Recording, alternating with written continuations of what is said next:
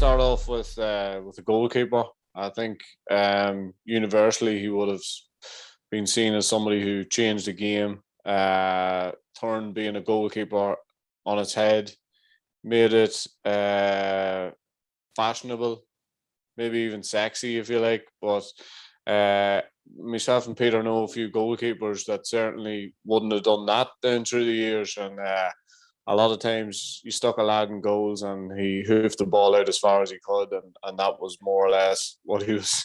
If he got in the road of a couple, that would be as far as it went. But look, at this game, completely changed the face of goalkeeping, and you know has continued to evolve. But it started with Stephen Cluxton, and he was my outstanding number one.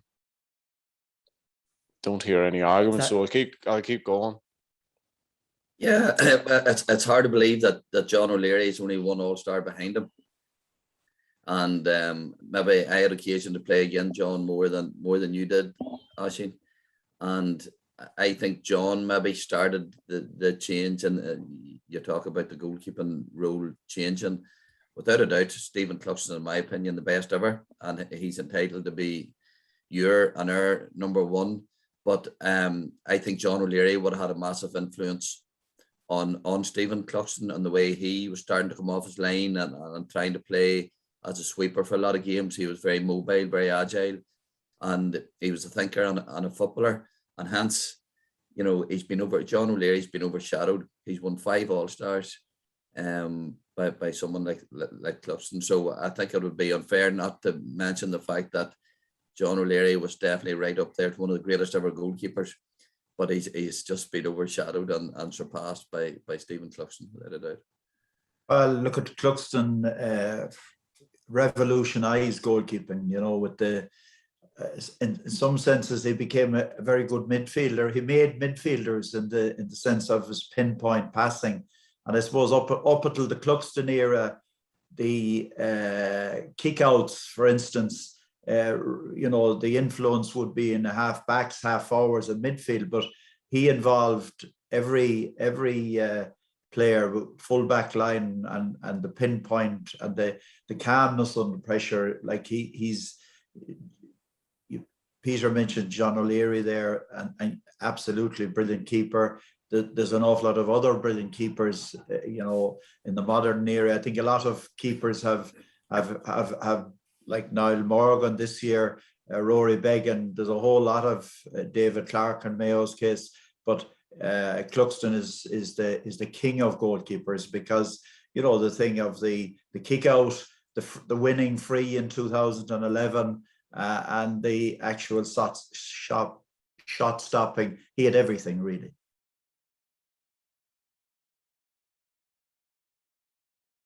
At number two, I went for Lee Keegan. Can I come in there? I look at it, and this is an overall thing. I suppose the whole idea. This is an impossible task, really, overall. But I went for Lee Keegan, obviously, as well. But I think that Lee Keegan has to be in the half back line rather than the full back line, and even in this year's All Ireland, it's when he was freed up to go forward. He came into his greatest part of his game, and I think over the years, like he's a man marker. I think he has scored something like 2-4 in All Irelands, and a huge part of his game that he was able to combine a man marking job and still get forward for you know, I suppose he epitomized Mayo's style of play in all these All Irelands, that they didn't get over the line and nearly got over the line, and you know the bouts with Diarmuid Connolly and different players over the years. But he has to be in there. I would be certain of that, but I'd have him in the half back line rather than the full back line. I agree with you, John. I agree with you. It's interesting, John, to say that, because John, tell us who your number 2 was. Yeah, I know. Look at what I'm saying here is this is an impossible task. I suppose if I'm maybe thinking a little bit managerial when I'm thinking of Tomás O'Shea, because Keegan had begun so much that O'Shea had ended up at number 5 anyway, you know. It didn't take him long to bite there, John, so it didn't. He was very quick to snap back at you. Yeah, he's right. We'll challenge each other. Well, I agree. I have Keegan in as a halfback because I think that's where he played his best football and that's where he's most influential, because to me he's one of the best. Himself and Jack McCaffrey are the best attacking wing halfbacks that the game has ever seen. So if you're going to put a Mayo man cornerback, Oisin, I would have put Keith Higgins, because he has 4 All-Stars, and inevitably when Mayo came up against the strongest teams, it was Keith Higgins was, whilst he was brilliant going forward and Mayo wanted him to bomb forward because he was very good at scoring and very good at attacking, they always seem to put him on the gooch or the opposition's most prominent attacker. So he was left with a man marking job, yet he was still able to influence the game. So if you're specifying roles and positions, you know, I haven't put him in mind, but he was definitely a contender, brilliant footballer, speed, reader of the game. And it was a Kerry man and Paddy O'Shea that I had selected as right cornerback. Again, you talk about a defender's first job, and that's to prevent your opponent from scoring back in the day when it was more man-to-man. And I think Paddy's record in terms of man marking surpasses many.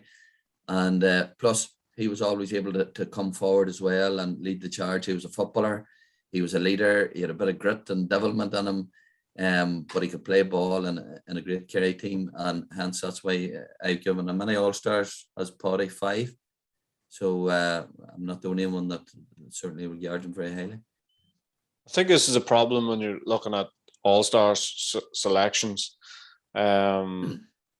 is that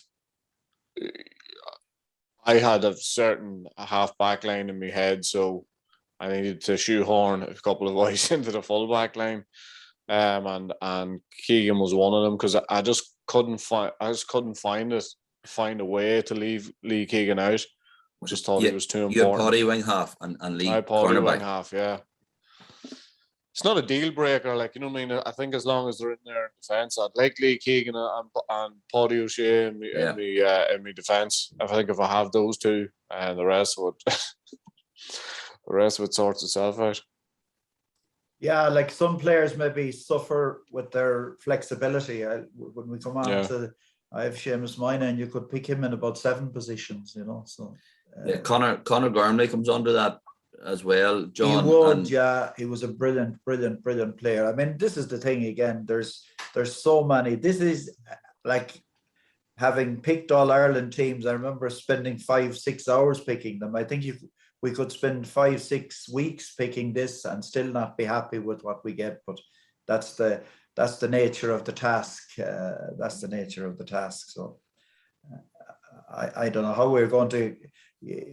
I'd be strong on Keegan for wing back. I'd agree if we're picking a fullback for me, or it'd have to be Keith Higgins, even though his best position I would have always felt should have been in the half back line as well. But we just couldn't.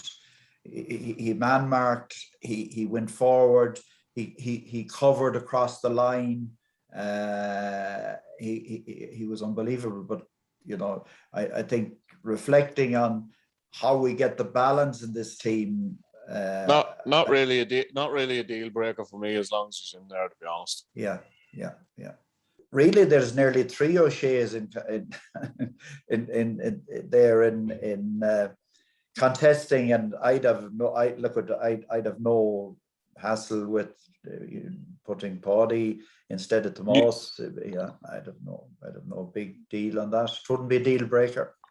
I went for Seamus Moynihan at 3. You know, you guys had him in different positions. Although Peter, I think you had him at 3, and John, you had him at 4. Yeah, I had him at 3, but he again, a no-brainer, and I wouldn't have argued if you had to put him at 4, 5, 6. Probably his best position to me, because he was a brilliant reader of the game as well.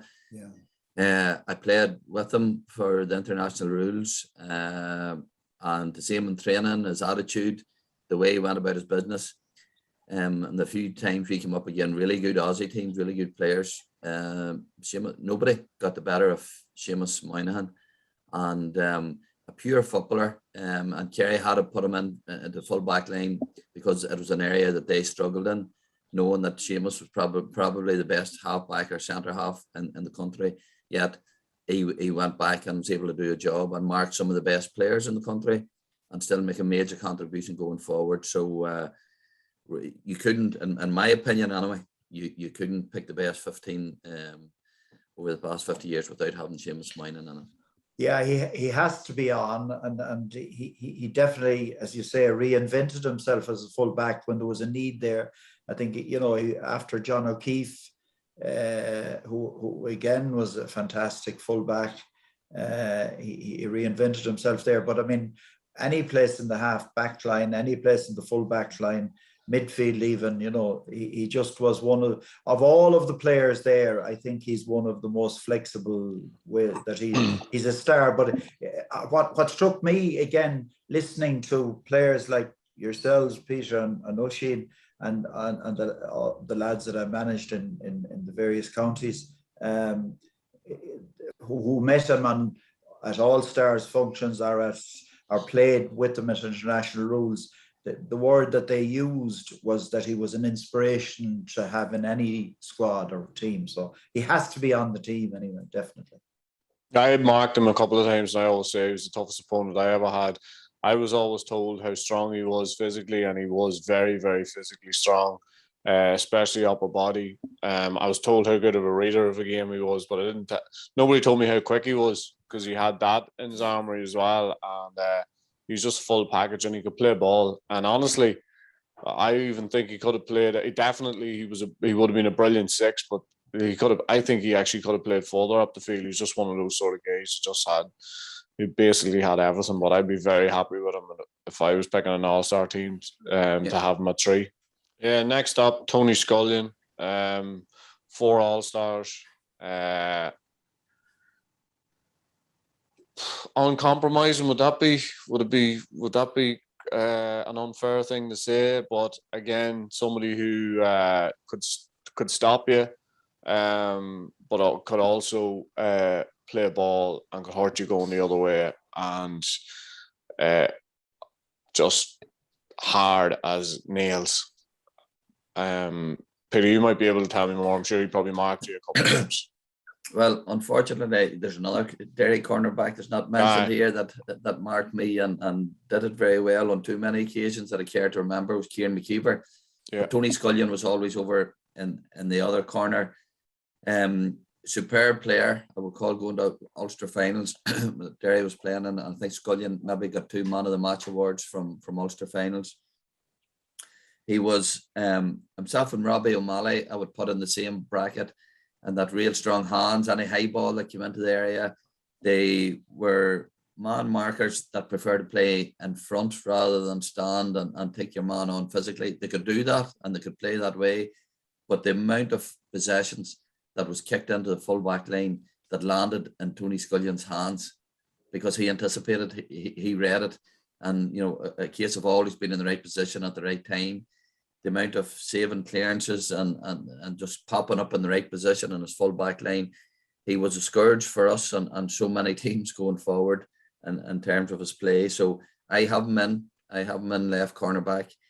The fact maybe that Derry didn't win as many All-Irelands, or they weren't playing on the big stage on a regular basis, I feel has gone against Tony a bit, in that a lot of people didn't get the opportunity to see enough of him on the big stage.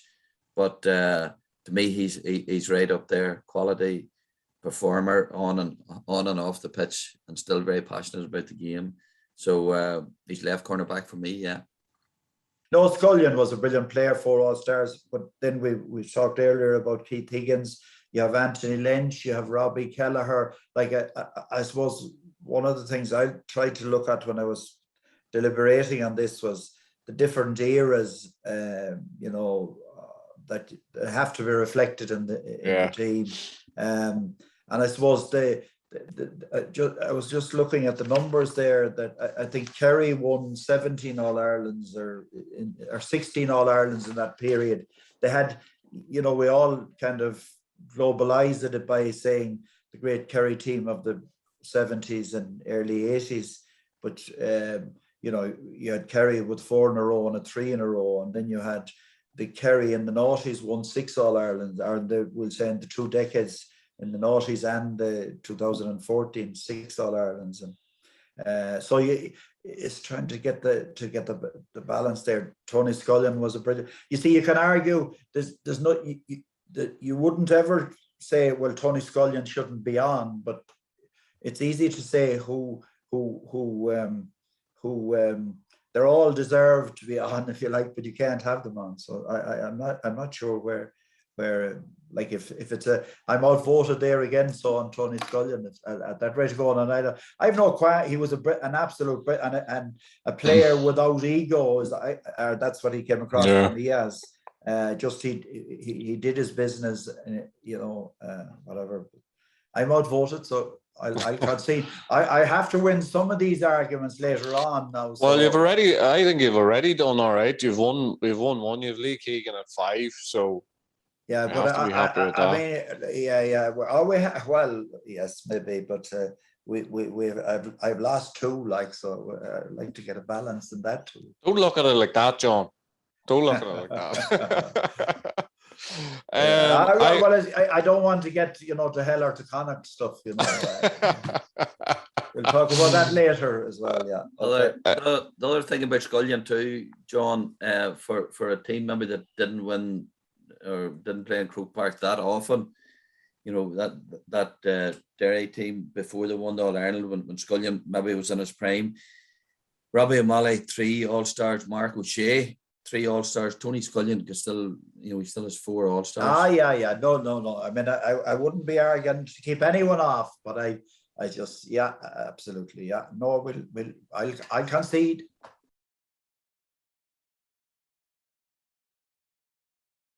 So if we put Lee Keegan at 5, at 6 I had Kieran McGeeney. 2 reasons. I'll probably see him in the next couple of weeks, and this was my only opportunity to get somebody from Armagh. and football of the year, obviously 2002, 3 All Stars. I just think that he was, having played with him, obviously, he was a huge leader from our point of view. He had everything as a footballer in that. I've never met anybody with more drive. He still has that same drive, but as a player, he led from the front. He led by his actions. Yeah, he liked to talk, but he led by his actions as much as what he said. And when he said something, he was able to back it up. And without him, we never would have won an All Ireland. So Geezer was the one for me at 6. Yeah, I'd agree with you there. And again, as I said, looking at it from a distance, he was a huge leader. He talked by his actions rather than by his talk. Maybe sometimes I suppose the modern type of football as well. I think Oisin, in your team, I know Tyrone brought it to a new level. Then the blanket defence, but I'm not necessarily derogatory about that. But the way he protected the D, I think he used to bring back Tony McEntee, it was kind of filter back, and he had that to perfection. And the leader part of him was uncontestable in that sense. He was unbelievable he exuded belief, if you like. And interesting, I think, and again, I think he was substituted. Was it in the 05 semi-final? Was it? I think. Yeah. With about 7 minutes to go, and looking in as an outsider again, as a neutral in the game, you just felt that a little bit of the maybe belief sapped out of it. He may not have been, I don't know, playing to his top of the game that particular day, but still something left the team when he was on the sideline. You know, I just felt that, and I, again with my manager's hat, I was always wondering, and you know, would he have won that game if he had stayed on the field? Maybe for his leadership part of it as much as anything. So John, that was Peter Canavan's fault as well, because he had come on and Joe had decided to put Andy McNulty on to mark Peter because maybe we hadn't picked him up when he come off the bench before properly, and Giza was the one to make way that day, and I think Tyrone hadn't really got up through the middle of our defence all day, and I think Sean Kavanagh then made 2 runs. I think got 2 scores off and won the game. Yeah, I didn't remember that aspect of it, but yeah, I just, as I said, looking at it from a...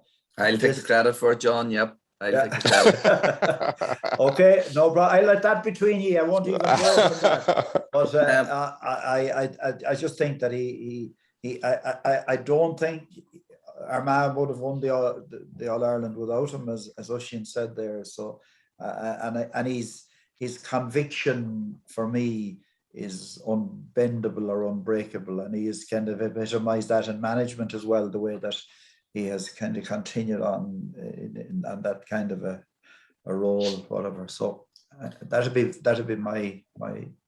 Yeah, well, I couldn't disagree with one thing or one point that any have made, but the reason that I didn't go for him is how could you leave out the number 6 that I put in, James McCarthy? How could you have a selection of the best 50 years for a man that has won 4 All-Stars and maybe possibility of more?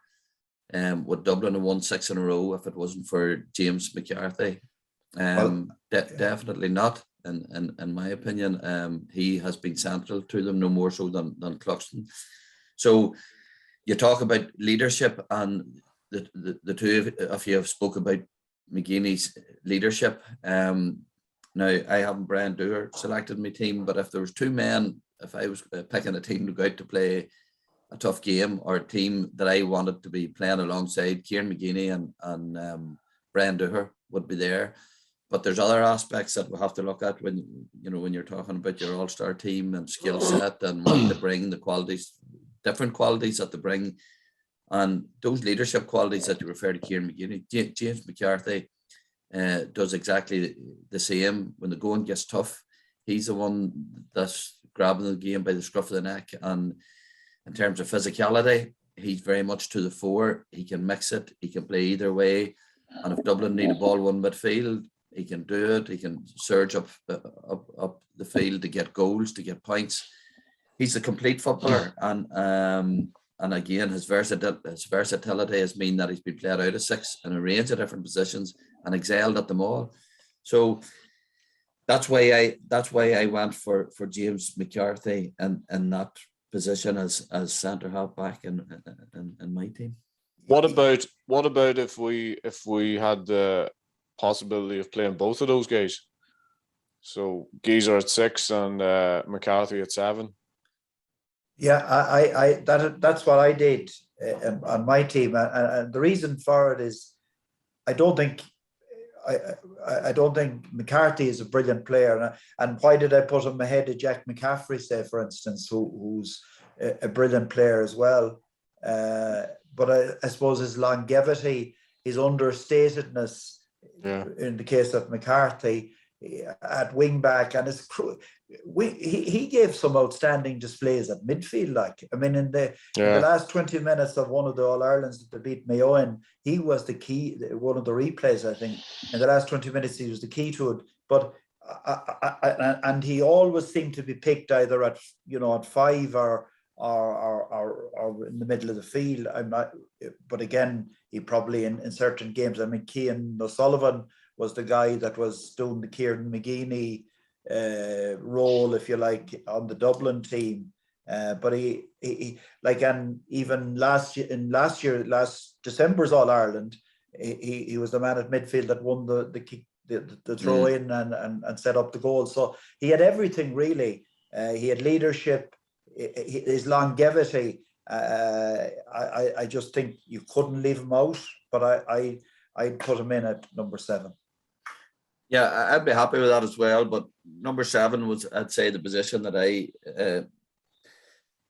had difficulty coming up with a player, because it was, you were trying to fit in the possibility. I wanted Kieran McGeeney in the team, but I definitely wanted James McCarthy.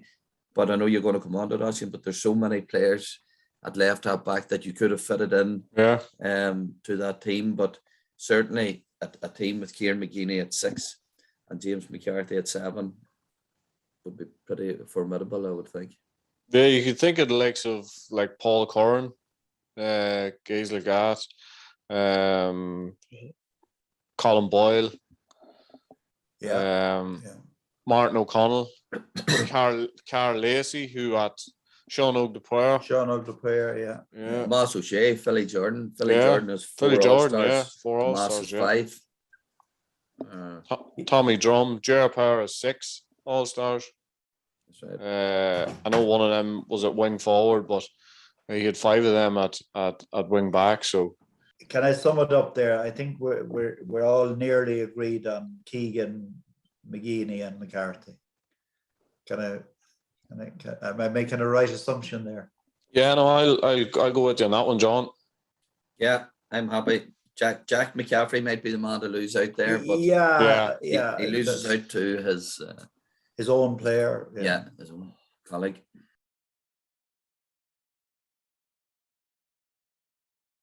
So now we go into the cesspit of the middle of the field, because it's tough. I went for Jack O'Shea and Brian Fenton. Jack O'Shea, I don't know if I really need to broaden what Jack O'Shea did for for Gaelic football, but when you look at Jack O'Shea, I felt that he was a player playing ahead of his time. That he of all the players who won All-Stars in that era, that if Jack O'Shea was to come around now, that he would fit seamlessly into the middle of the field for anybody, and what Kerry wouldn't do for him right now. But Jack O'Shea was non-negotiable for me, and I went for Brian Fenton. And that may be because of that thing that I keep hearing about Brian Fenton up until this year. They hadn't lost a championship match, which seemed absolutely phenomenal. But he's a leader in his own right as well. Yes, he's playing on one of the greatest teams of all time. And maybe that's another factor in that, to try and get another one of those players from that golden era, record breakers. And Fenton fits the bill for me about everything that was good about that team. So for me, it was Jack O'Shea and Brian Fenton. And you had Darragh O'Shea, Sean Kavanagh was right up there. For me, just Fenton just about pipped them. I think they both have 4 All-Stars, I think, off the top of my head. But yeah, that was the two I went for, but there was many other players. I mean, Peter, we played against Anthony Tohill, and he's another player in the middle of the field who had absolutely everything. So, like, look at the guys, look at the midfielders that are missing out. Like, it's scary, but they were the 2 for me. Yeah, I mean, I think Jack O'Shea is uncontestable as well in the way that he, I suppose, in soccer terms, he was a box to box player, as well as being an outstanding ball winner in the middle of the field. He was a scorer. He had everything. I went for Fenton as well because he was kind of the Rolls Royce of the modern midfielder.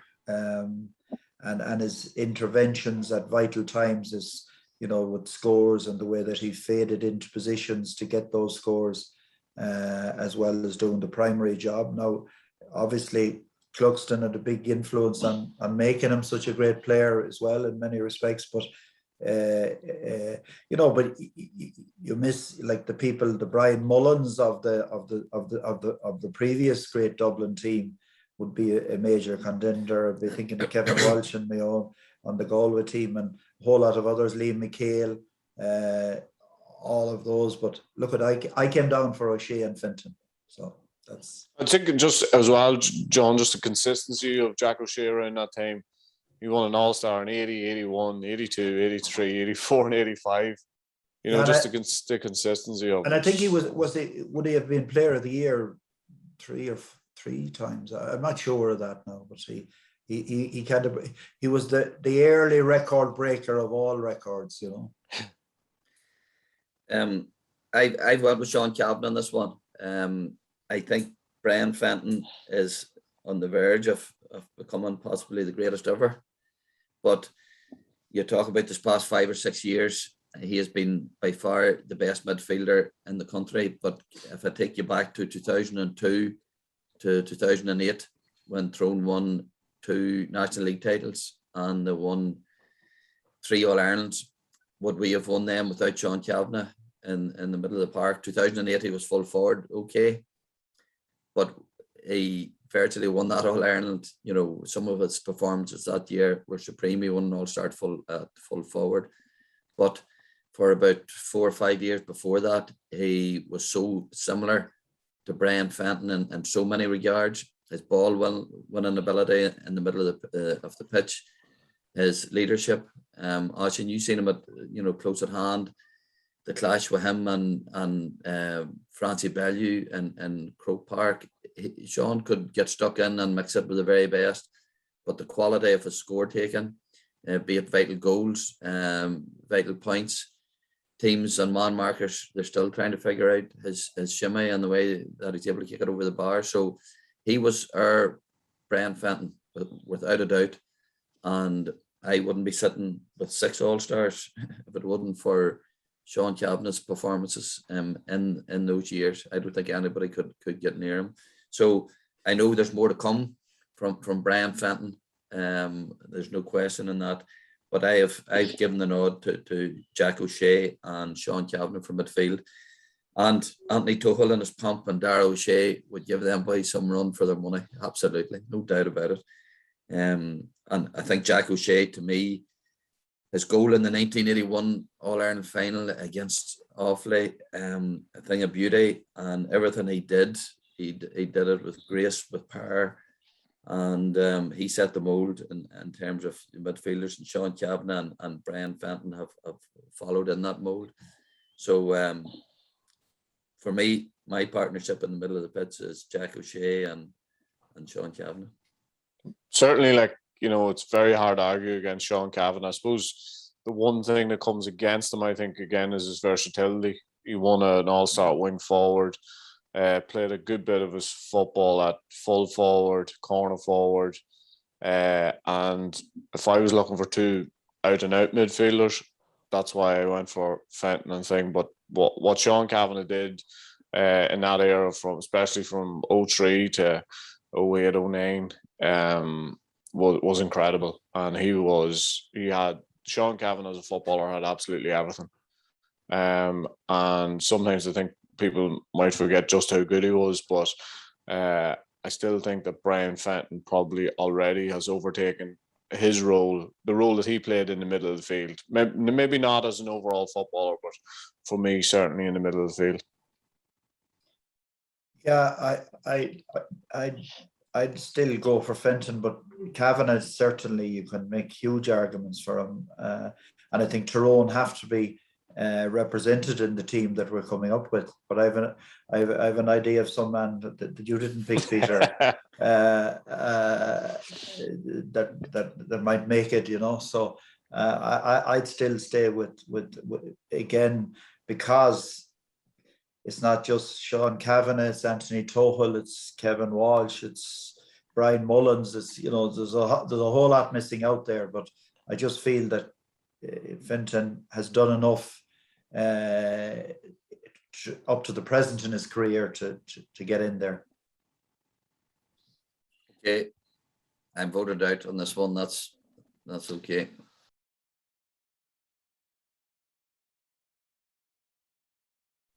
fasten your seatbelts, because I don't think we agree on anybody in any position when it comes to forwards. And let's face it, when it comes... Yeah, Spillane, I think we agree. Oh, do we? Right. Okay. Well, I think everybody would agree that if you're going to pick an all-star team, the most important positions are in the forwards. And that's what... I'm definitely outvoted here. I'm joking. But I just think that the forwards in particular, I found it so difficult. I definitely could have had 3, 4, maybe even 5 different permutations of and even personnel. That's how tough it is to pick the quality that is up front in this team. But I went for, at 10, I went for Brian Dewar. A number of reasons. His leadership. When Peter says about, he wouldn't have won 6 All-Stars and a couple of All-Irelands without Sean Kavanagh, Tyrone wouldn't have won any of those without Brian Dewar, I believe. But also, I do think that he made that position his own. He consistently played there. I suppose he came through some rough times, as far as Tyrone and success was concerned, and he powered through that, and he was still going, and in a couple of those All-Ireland semi-finals and finals, he was the best player on the pitch on a consistent basis. And one thing you could always chalk him down for before the game was an 8 or 9 out of 10 performance, and his consistency was second to none. So that's why I went for Brian Dewar. Also, I think it's a fair reflection on Tyrone. This may sound strange to people, but Tyrone's dominance during that era of 03, 05, 08. When I say dominance, when Tyrone were at it, nobody was, when nobody would lay a glove on them properly. And I think that's why I sort of felt as if that dominance as such should be reflected in the team, and that's why I went for Brian Dewar at 10. Yeah, look at it. I mean, it's the collective here rather than, I suppose, I felt I haven't Dewar in my team, and I'm almost feeling guilty about leaving him out. I suppose, again, to try and put in people that must be in my opinion, would be, Michael Murphy was, again, the flexibility, and the need. Would Donegal have won an All-Ireland without him? I don't think so. You could have had him at 11 or 14 or anywhere. Pat Spillane is unanimous, I think so. But Larry Tompkins, like, I have him at centre forward. I have Michael Murphy, and you end up trying to accommodate great players, and you make a mess of it. But that's the I think Cork wouldn't have been. They had 2 great All-Irelands, lost 2 All-Irelands to Meath, and then went on to win. And Larry Tompkins was a game changer in Cork, and the free taking, he was the only man that I think he finished in All-Ireland, I think, with the cruciate injury and didn't come off.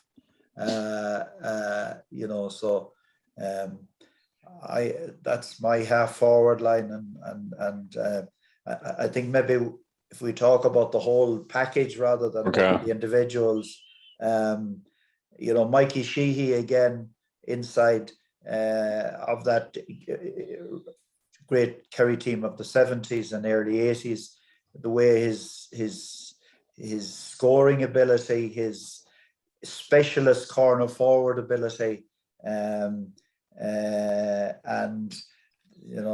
have especially the memory of him chipping Paddy Cullen, his quick thinking and all of that.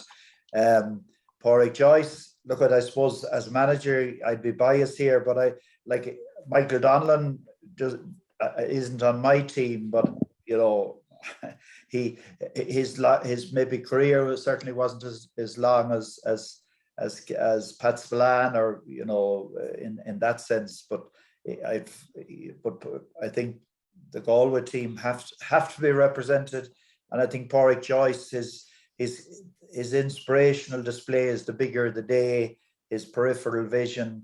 You lads played with him probably in international rules. You'd have seen it as well. So, and you can start blushing now, Peter. But you were like, when Tyrone weren't at the top, if you like, of winning All Irelands, you were one of the great players in that era, in the 95 All Ireland final, was it? And right through there, and your ability to you were able to mix it with big physical players, even though you weren't physically big yourself, and the way that you might be running at 100 miles an hour, but your ability to think of placing shots and so on was uncontested. So I would have you rubber stamp there straight away. You better keep going, John. He's not blushing yet. Keep going. he just believes that I'm right. You're right. Everything you say, John. Yeah. But it's probably one of the discrepancies just off the All-Star situation that we have, and hopefully it's going to change with the Tailteann Cup, whereby players from the lower divisions are recognised. When we go through our team here at the end, it's inevitable. More than half is going to come from Kerry and Dublin, and you add in 3 or 4 other counties, they're probably going to be Division 1 counties. I often wonder, Declan Brown, one of the greatest and most skillful forwards, and we all say that he's 2 All-Stars. Matty Ford. If Matty Ford, well, say if Declan Brown was born in Kerry and the Gooch was born in Tipperary, would the Gooch still have 8 All-Stars? Not a chance. And Declan Brown would be sitting here, maybe one of the most decorated footballers we've ever seen. So I think moving forward, and I know the GPA are going to be looking into it, we should be recognised quality. We need to see them, first of all, on the big stage prior to All Ireland semi-finals and finals, and it's an argument for another day, I know, but it's something we need to do, just because you come from a certain county. And if you go through the years that I've been fortunate enough to win my All-Stars, it's because Tyrone were winning Ulster titles or playing in All Ireland semi-finals and finals. So much depends on how well your county's doing. But back to the selection, the way I looked at the half forwards, John, was that there was one automatic. And for those that don't remember, Pat Spillane playing, he was up and down the pitch. He set the mould in terms of even the modern wing half forward. Pat Spillane was doing that back in the 80s. Tackling, chasing, winning ball, fetching his own ball, and kicking massive points when Kerry most needed them. And that's why he's got 9 All-Stars. And Pat will probably be the first to tell you that he's got 9 All-Stars. So he was an automatic, definitely. So the other wing half forward spot, to me, the contenders, absolutely, Brian Dooher, and he's in the same mould as McGeaney. If I wanted to go out and go to war, the first man beside me would be Brian Dooher, absolutely. And everything you said, Oisin, about his consistency, about pushing his body to the limit, and inspiring all those around. I probably haven't played with a better leader than Brian Dooher. But his contenders, and we haven't even spoken with Maurice Fitzgerald, playing in that position, the skill, finesse, one of the most skillful players that has ever played our game. We've already mentioned Paul Flynn, Player of the Year, maybe a couple of times, 4 All-Stars. Dublin players rave about him, one of the best that's ever played our game. And then you have Trevor Giles, again, twice Player of the Year. Would Meath have won those All-Irelands without Trevor Giles? Absolutely not. And he brought a cleverness, a thought process to the game. He was able to win his own ball, set up the inside man time and time again with precision passes, and he was a score taker. He was a finisher. So hence I've Trevor Giles in as my other wing half forward himself, and Pat Spillane And a natural centre half forward to me was Larry Tompkins. Again, ability to do everything, like John has said, pushed himself through the pain barrier. And regarding being a winner, would Cork have won those All-Irelands without Larry Tompkins? Categorically, definitely not. Not likely. And he was unmarkable for a few years. And we're talking about players like Greg Blaney, who had his own style, completely different than Larry Tompkins. So has Kieran Kilkenny, who's 4 All-Stars and so central to everything that's good about Dublin. But to me, his free taking and his scores from play, his points in those All-Ireland finals, Larry Tompkins gets a nod for me at centre half. So that's Spillane, Tompkins, and Trevor Giles was my half forward line. My head's starting to hurt. Can we drop some of the defenders and play 8 up front? Name, maybe. We'll go blanket attack. Blanket attack. I went for Dooher, Blaney, and who did I go for? I went for Dooher, Blaney, and Pat Spillane. Yeah. Yeah, and I went for Murphy, Tompkins, and Pat Spillane. I didn't even mention Jeff Allen there. Quality. Well, as far as Greg Blaney was concerned, like an inside forward's dream. I mean, people always talk about McCartan and talk about Linden, and there's absolutely no doubt they were phenomenal players. But Greg Blaney made them look unbelievably good. If you're a corner forward, especially in around that era, or even the year that I played in, you just want a top class player at 11. We used to have John McEntee playing at 11. I used to love playing along with John Mack because he'd always look for you and he'd know where to put the ball. He wasn't trying to ram it down your throat. And I think Greg Blaney just had that. He looked like a player, and I remember watching him on numerous occasions where you think there's no room. He's not going to be able to get a bit of room to get, and he always had time on the ball. And he made the players around him look so good. And if you ask any down player who was the best player they played with, they'll all say to a man, Greg Blaney. And, at 11, he was consistently, that's where he played consistently. And everybody knew what he was about, what he was going to do, but nobody could stop him. And as I say, the likes of Mickey Linden and McCartan and these boys, he just made them tick. Yeah, I mean, I wouldn't disagree with anything you're saying there, Oisin. I suppose Greg Blaney, I'm a bit older than you fellas. Tony Hanaho was a similar type of centre forward, and Brian McGuigan actually, Peter, in your team. You could see those guys thinking on the field, if you like, and the primary role of distribution and making space and all that was huge in their game. But again, I just Larry Tompkins for me is still the all the qualities that he brought to the game were huge, Brian McGuigan still gives me stick, John, because in 2005 I ended up getting an All-Star at number 11. When he was the best, he was by far the best centre half forward in the country that year. He was superb. I mean, he was absolutely so much so that I nearly feel bad about it. Yeah. I almost. Yeah. So we have a consensus on Spillane, and you two and guys. Tompkins. You two. Relax. And you two guys have Tompkins in there, so that just leaves us with one headache at 10. And the options for 10 are Trevor Giles, Michael Murphy, and Brian Dooher. Well, I have Michael Murphy in my team, but not as a wing half forward.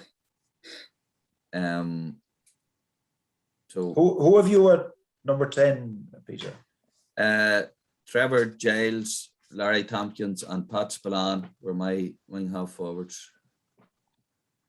I probably would bow the knee a little bit on the Trevor Giles thing, but still think Brian Dooher deserves to be in that team. I'm more than happy to bow the knee there as well, because I lost out in Sean Kavanagh at midfield. Dooher did captain Throne to 2 All-Irelands, and I'd bend the knee in favour, and again with all the guilt in my heart about Brian Dooher, but I think that Meath team have to be represented somewhere. And Giles, we could go further into the full forward line to get them represented if you like. Our backs will be to the wall when we get to that stage if we're there. Yeah, look at if Garrity an option at 10 then? Like Garrity could have been an option at 5 as well. Will we see how we get on in the full forward line and come back? One to come back to. Nothing is agreed until everything is agreed. Yeah.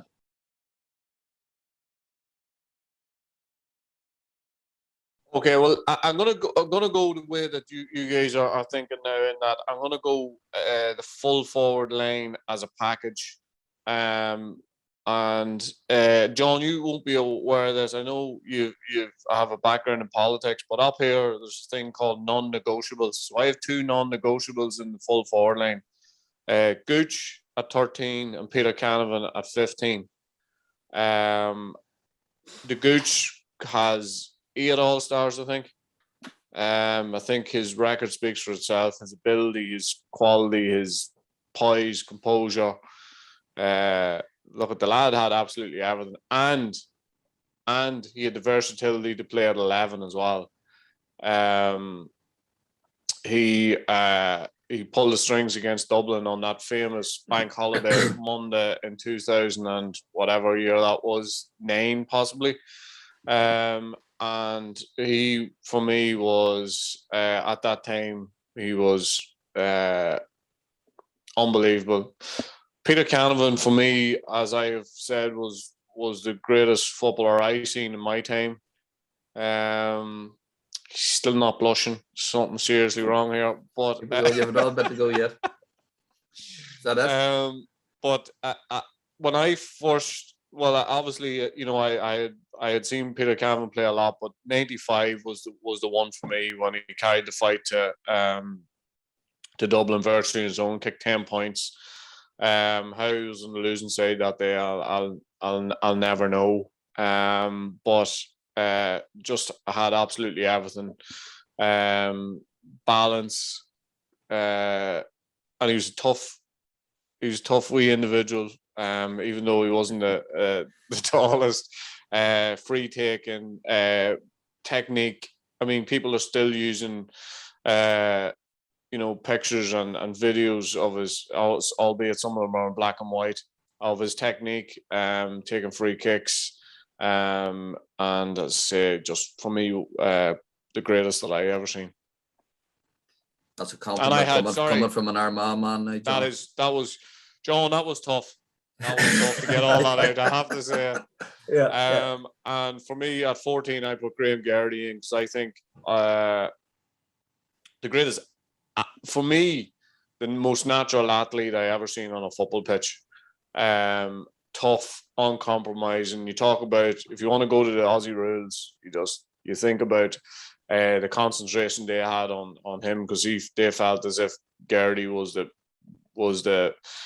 greatest danger that we had, but literally a guy, versatile, could play anywhere, and just a bit of a maverick, if you like, a bit of a rogue, on and off the field. But I think that's what made him endearing to a lot of people. I'd agree with you on Canavan. I probably saw more of Sheehy than you did. And I'd agree with what you said about the Gooch, but it would be ditto for Mikey Sheehy for me, Warwick Joyce, I suppose, the fact that I went to war with him so many times, in the sense of saw what his qualities were, I'd be strong on him. I can see I'll be I'd say outvoted on this. And Michael Murphy again is just as is gas that I have Michael Murphy in my team in Brian Dooher's position, but I'd feel guilty on the double if both of them were left out, you know, in that sense. So I just don't know where we're going to. Could we increase the number of players to 18 or something? Maybe give us some leeway. John, I have Michael Murphy at full forward, because how could you not have him in the team when you consider what and where Donegal have come from this past 6 or 7 years, and in terms of leadership, and I know I haven't put leadership on the top of my list of criteria for players getting on this, but if Kieran McGeeney and Brian Dooher's going to be in this team, then Michael Murphy has to be on it as well. Yeah, and I have him on, but what I'm saying is, like, we wouldn't have won. When I say we, I mean Galway wouldn't have won either All Ireland without Joyce, and we're saying that, you know, Donegal have won one All Ireland. I can see the argument, but like Joyce, the calmness of as a 20-year-old. With the goal in '98, you know, other teams would have blasted the. There was a period, John, when he was unmarkable, I would say. Yeah, and defenders were doing well to hold him to 4 or 5 points. Yeah, and he played he got 9 points in the second half of the 0-1 final, and he played on Darren Fay. On Darren Fay, yeah. Who you wanted in as well? Well, we what we did that day is we actually put Derek Savage at full forward and Pádraig Joyce at right corner to unhinge the Meath defence, but it didn't work in the first half, but it did work in the second half, and so that, and in 2000 he played the final actually after we beat Kildare. He got a viral pneumonia infection, and Sean Boylan gave him I went up to Sean Boylan to give him get him some medical help. A portion is the word, and that made him he was declared fit for the final, but he certainly had done very little training between semi-final and final, and that's, you know, it's just, I suppose I have seen that closer up than maybe you have, but again, it's very hard. It's very hard to argue against that as also. I'd say there's one man maybe that you've seen more than myself and Oisin as well, and none of you have mentioned him, but is Matt Connor. Now, a lot of the footage from him is obviously on TV. I did get a chance to see him live when Offaly played. I think it was in Dungannon and National League match back in the 80s, and he was a standout player on the field that day. I'll never forget it, and he was able to put it up to Dublin and Kerry in an era when very few men did. How could we select a team and not have him on it? Yeah, I mean, absolutely superb left, right. That high scoring All Ireland semi-final in the year 81, he was, did he get 210 or something in it? And then you have Mickey Linden, like, I mean, an amazing pace and all the rest of it. So look at it, I think whoever we pick, we're going to do collateral damage and who we leave out. But I only left Matt Connor out for the fact that I hadn't seen him, but as I said earlier, like my family, would have, revered him for years and talked about just how good he was. I was just looking at his stats. He played 26 championship matches. He averaged 7 points a game in championship football. Like it's phenomenal. So I think, I think we're going to have to move a few pieces around here to try and get to where we want to get to. Yeah, because we haven't even mentioned, you talk about brilliant players in their own county. Stevie O'Neill for us. Yeah. Is a standout, would have made any team absolutely, and the scores no more so in Armagh than anybody else that he was able to take from all sorts of positions. If Conor McManus was born in Dublin, instead of Monaghan, he would have more than 3 all-stars for sure, and he's still producing the goods at a top level. The bomber was full forward, bomber listen. And the reason why Mike Sheehy had so many, and John Egan had 5. John Egan, superb, yeah. Brilliant, but they benefited from Owen Liston being at full forward, winning ball and putting on a plate more often than not. So Stephen McDonald was Footballer of the Year in 2003, even though we didn't win the All-Ireland. Colin Morrock, Jimmy Barry Murphy, Kieran Donaghy. I'm happy to have Michael Murphy in my team. I suppose the reason why I just couldn't nail him down to a certain position. He won 3 All-Stars in 3 different positions.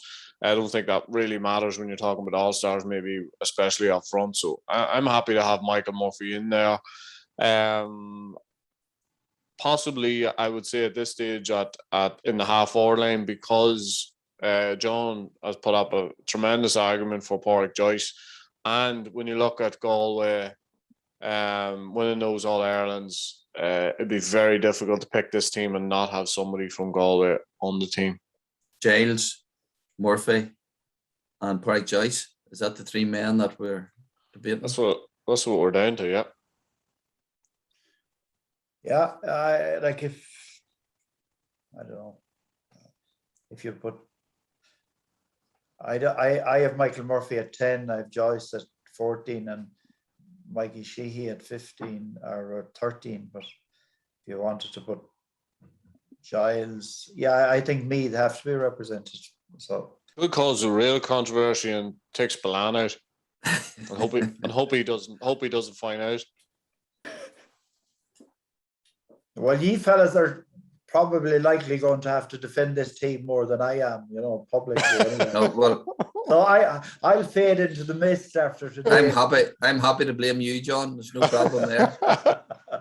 That's okay. Yeah, so if Pádraig Joyce is getting in, it's just because John O'Mahony was there. That's the only reason. Well, I make no apologies for that. Yeah. So, as chairman of the group, Oisín?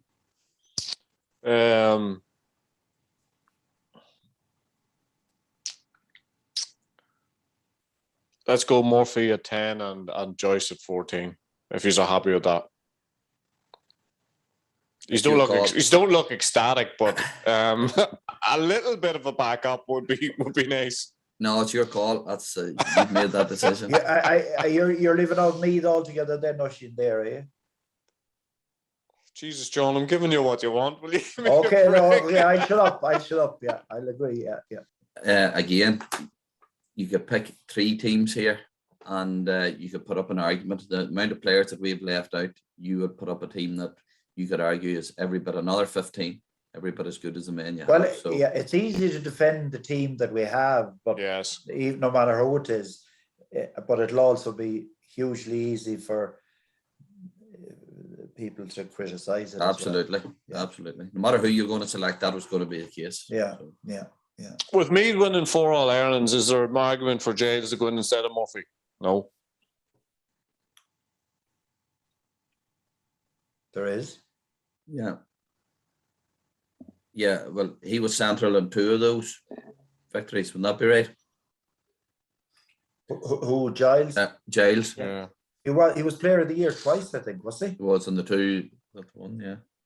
So if we were to take into account how good that Meath team was, 4 All-Irelands, Trevor Giles, we think Player of the Year twice, 3 All-Stars. Well, Giles would have the fact that he cut his sleeves off, all those things to put him in maybe instead Giles of would have Murphy. just 2 All-Irelands, but me the 4. Yeah. That's right. Yeah. But Okay, he has 2 players of the year. I don't think you have to defend Trevor Giles' performances for that period. Player of the Year twice. Yeah. Not at all. Okay, so let's go Giles, Tompkins, Spillane, Gooch, Pádraig Joyce, and Peter Canavan. Happy? Yeah. I'd I wouldn't say happy, but Yeah, happy-ish. happy-ish. as someone said one time, happy enough. Happy enough.